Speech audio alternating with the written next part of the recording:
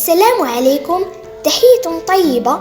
وبعد، أنا التلميذة خديجة البركة، عمري 11 سنة، أدرس بالمستوى السادس ابتدائي بمؤسسة المختار السوسي الابتدائية، وأنا أنتمي إلى المديرية الإقليمية شتوكا إتباها، وشاركت في مسابقة مبدع الغد للقصة القصيرة، وعنوان قصتي هو درب سعيد، والآن سأقرأ عليكم مقتطفا منها.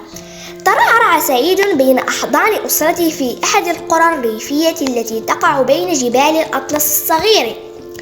وكان سعيد طفلا عنيدا وشغوفا بالاستكشاف، وكان يحلم بالذهاب إلى المدينة، لكن عائلته لم تهتم بما يقوله، وفي كل الأحوال إنه مجرد طفل حالم.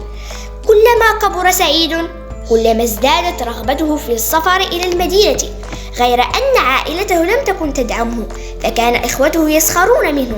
أما والديه فكانا يعاتبانه وهما يقولان: عليك أن تترك أحلامك فهي لن تنفعك في شيء. لكن هل سيحقق سعيد أحلامه أم سيتركها طاعة لوالديه؟